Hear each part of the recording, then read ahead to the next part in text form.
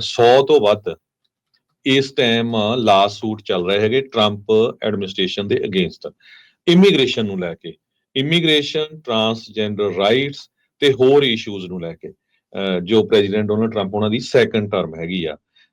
ਤੇ 12 ਲਾ firms involve ਆ ਇਹਦੇ ਵਿੱਚ। ਹੁਣ ਟਰੰਪ ਉਹਨਾਂ ਨੇ ਇਹ ਕਿਹਾ ਵੀ ਅਸੀਂ ਉਹਨਾਂ ਨੂੰ ਵੀ ਉਹਨਾਂ ਦੇ ਅਗੇਂਸਟ ਜਾਵਾਂਗੇ। ਕਹਿੰਦੇ ਵੀ ਰਿਊਟਰਸ ਇਹ ਰਿਪੋਰਟ ਕਰ ਰਿਹਾ ਵੀ ਟਰੰਪ ਟਾਰਗੇਟਸ ਲਾਇਰਸ ਇਨ ਇਮੀਗ੍ਰੇਸ਼ਨ ਕੇਸਸ ਲਾਸੂਟਸ ਅਗੇਂਸਟ ਐਡਮਿਨਿਸਟ੍ਰੇਸ਼ਨ। ਸੋ ਜਿਹੜੀਆਂ ਇਮੀਗ੍ਰੇਸ਼ਨ ਫਰਮਸ ਜਾਂ ਇਮੀਗ੍ਰੇਸ਼ਨ ਲਾਇਰਸ ਕੇਸ ਕਰ ਰਹੇ ਹੈਗੇ ਆ ਉਹਨਾਂ ਦੇ ਅਗੇਂਸਟ ਹੁਣ ਡਿਪਾਰਟਮੈਂਟ ਆਫ ਜਸਟਿਸ ਜਾਂ ਯੂਐਸ ਦੇ ਅਟਾਰਨੀ ਜਨਰਲ ਪੈਮ ਬੌਂਡੀ ਹੁਣੀ ਜਾਣਗੇ ਵੀ ਕਹਿੰਦੇ ਵੀ ਇਹ ਜੋ ਕੇਸ ਆ ਇਹਨਾਂ ਦੇ ਵਿੱਚ ਕੋਈ ਮੈਰਿਟਲੈਸ ਕਲੇਮ ਜਾਂ ਮੈਰਿਟਲੈਸ ਲਾ ਸੂਟਸ ਫਾਈਲ ਕਰ ਰਹੇ ਹੈਗੇ ਆ। ਬੈਨ ਵਿਜ਼ਨਰ ਇੱਕ ਸੀਨੀਅਰ ਲਾਇਰ ਆ ACLU ਦੇ, ਉਹਨਾਂ ਨੇ ਇਹ ਕਿਹਾ ਵੀ ਇਹ ਤਾਂ ਇੱਕ ਤਰ੍ਹਾਂ ਵਕੀਲਾਂ ਨੂੰ ਇੰਟੀਮੀਡੇਟ ਕਰਨ ਦੀ ਕੋਸ਼ਿਸ਼ ਆ। ਪ੍ਰੈਜ਼ੀਡੈਂਟ ਦਾ ਇਹ ਏਜੰਡਾ ਸਾਨੂੰ ਲੱਗਦਾ ਹੈਗਾ, ਪਰ ਅਸੀਂ ਕਹਿੰਦੇ ਵੀ ਪਿੱਛੇ ਹਟਣ ਵਾਲੇ ਨਹੀਂ ਹੈਗੇ।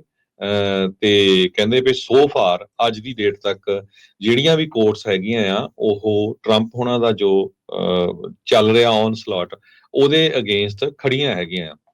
ਤੇ ਕਹਿੰਦੇ ਵੀ ਕੋਰਟ ਚੱਲ ਨਹੀਂ ਸਕਦੀਆਂ ਜੇ ਵਕੀਲ ਉੱਥੇ ਕੇਸ ਨਾ ਲੈ ਕੇ ਜਾਣ। ਜੇ ਕੋਰਟ 'ਚ ਕੋਈ ਕੇਸ ਹੀ ਨਹੀਂ ਲੈ ਕੇ ਜਾਂਦਾ ਫਿਰ ਵਕੀਲ ਕੀ ਕਰੂਗੇ।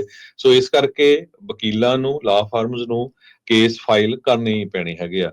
ACLU ਲਿਟੀਗੇਸ਼ਨ ਦੇ ਵਿੱਚ ਇਨਵੋਲਵ ਆਲਮੋਸਟ ਹਰ ਇੱਕ ਕੇਸ ਦੇ ਵਿੱਚ ਹੈਗੀ ਆ ਓਵਰ ਇਮੀਗ੍ਰੇਸ਼ਨ ਡਿਪੋਰਟੇਸ਼ਨਸ ਦੇ ਵਿੱਚ, ਜਿਹਦੇ ਵਿੱਚ including expulsion of alleged Venezuelan gang members, ਜਿਹੜੇ ਉਹ ਵੀ ਕੱਢੇ ਗਏ ਸੀ ਗੈਂਗ ਦੇ ਮੈਂਬਰਸ।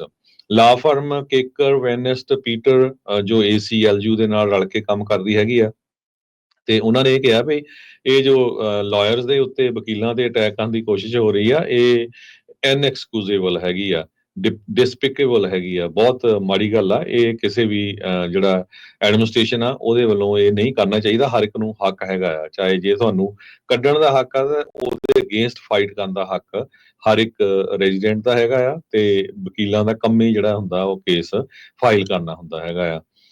ਸਾਬਕਾ ਨਿਊਯਾਰਕ ਸਿਟੀ ਦੇ ਮੇਅਰ ਰੂਡੀ ਜੁਲਿਆਨੀ ਜੋ ਹੈਗੇ ਆ ਉਹ ਟਰੰਪ ਹੋਣਾ ਦੇ ਅਟਾਰਨੀ ਵੀ ਰਹੇ ਸੀ। ਉਹਨਾਂ ਨੂੰ ਇੱਕ ਵਾਰੀ ਡਿਸਬੈਂਡ ਕਰ ਦਿੱਤਾ ਗਿਆ ਸੀ ਨਿਊਯਾਰਕ ਤੇ ਡਿਸਟ੍ਰਿਕਟ ਆਫ ਕੋਲੰਬੀਆ ਦੇ ਵਿੱਚ, ਜੋ 2020 ਦੀ ਪ੍ਰੈਜ਼ੀਡੈਂਸ਼ੀਅਲ ਇਲੈਕਸ਼ਨ ਦੇ ਸੰਬੰਧ ਦੇ ਵਿੱਚ ਉਹਨਾਂ ਨੇ ਬਿਆਨ ਦਿੱਤੇ ਸੀਗੇ। ਉਹ ਵੀ ਕੇਸ ਚੱਲ ਰਿਹਾ ਸੀ।